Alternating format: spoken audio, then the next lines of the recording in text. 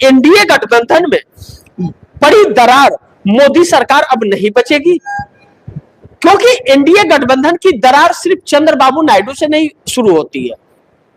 बिहार के अंदर भी बहुत बड़ा खेल चल रहा है और बिहार के अंदर अब यह सवाल उठने लगा है कि नीतीश कुमार अगर सीएम पद से इस्तीफा देंगे तो जो 20 साल तक सीएम रहे तो सीएम आवास तो उन्हें खाली करना पड़ेगा।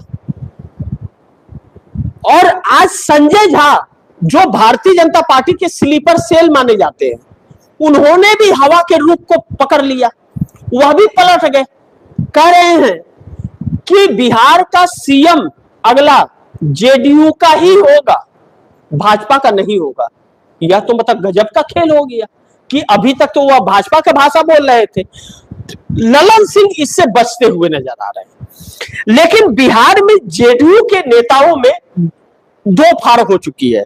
वह दो फाड़ ऐसी हो रही है, एक पक्ष इंडिया गठबंधन के साथ जाना चाहता है, दूसरा पक्ष एनडीए के साथ रहना चाहता है।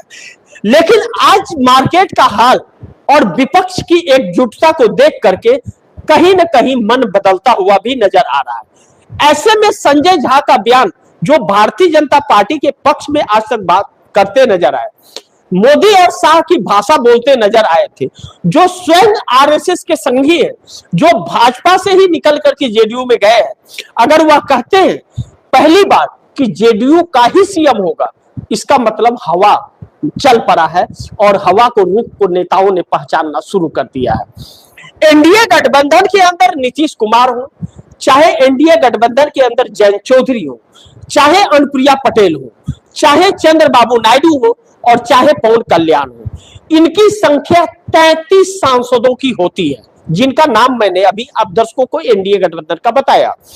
यह 33 सांसद जो चुप्पी मारे हुए हैं और पिछले दरवाजे से इंडिया गठबंधन के संपर्क में है, जैसा कि चंद्रबाबू नायडू के बेटे रेवंत रेड्डी कांग्रेस के सीएम से जाकर के मिले, इससे यह साबित हो रहा है कि एनडीए गठबंधन की सरकार अब ज्यादा दिन नहीं रहने वाली है।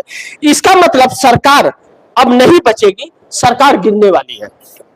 नरेंद्र मोदी का इस्तीफा आने वाले वक्त में होगा, लेकिन इतना जल्दी इसकी नौबत आ जाएगी, बजट सत्र के दौरान ही यह हो जाएगा, ऐसा किसी ने कल्पना नहीं की थी।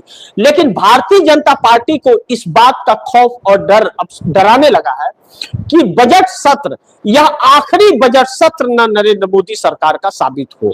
आखिरी बजट सत्र नरेंद्र मोदी और भारतीय जनता पार्टी का आखिरी बजट सत्र, इसके बाद भारतीय जनता पार्टी का नाम निशान खत्म हो जाए, ऐसी नौबत आ रही है। क्योंकि आप दर्शकों को एक छोटी सी भारतीय जनता पार्टी की स्टोरी सुन लीजिए।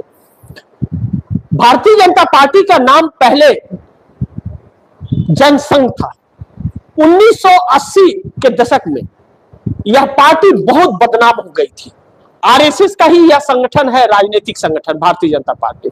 जब बदनाम हो गई, जैसे आज बदनाम है, तो उस जनसंघ का नाम बदल करके नामकरण हुआ भारतीय जनता पार्टी। दो लोगों की पार्टी कही जाती थी, अटल बिहारी वाजपेयी, लाल कृष्ण आडवाणी की। सूट बूट की सरकार, ठाकुर बनियों की सरकार कही जाती थी, पार्टी कही जाती थी। और आज भी ठाकुर और ब्राह्मणों की पार्टी बन करके रह गई, आज भी व्यापारियों की पार्टी बन करके रह गई। लेकिन उस वक्त के संस्कार उसके और नियम संवैधानिक तौर पर और लोकतंत्र के हिसाब से थे, और अब नरेंद्र मोदी ने इसे तानाशाही में तब्दील कर दिया, गुलामी में तब्दील कर दिया। फर्क यह पड़ा, अब नरेंद्र मोदी इस सवालों का जवाब नहीं दे पा रहे हैं। अब नरेंद्र मोदी ने भारतीय जनता पार्टी के अस्तित्व को खत्म कर दिया है, और जब से सत्ता में बैठे सिर्फ नाम बदलने का काम इन्होंने किया है, बाकी तो देश को बेचा है, जो आज तस्वीरों में दिख रहा है। आज उन भक्तों के लिए भी चेतावनी है कि अगर गैस के रेट बढ़ेंगे तो उनके भी बढ़ेंगे, नौकरियां जाएंगी तो उन भक्तों की भी जाएगी, पेट्रोल डीजल के दाम बढ़ेंगे तो उनके भी बढ़ेंगे।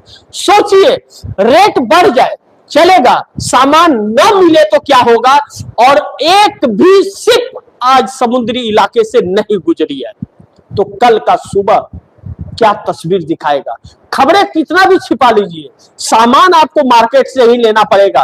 खबरों में, टीवी चैनलों में भले न दिखाया जाए, लेकिन सामान जरूरतें आपकी घर की बाजार से लाने पड़ेंगे, और जब बाजार में आप जाएंगे तो उसकी कीमत आपको चुकानी पड़ेगी।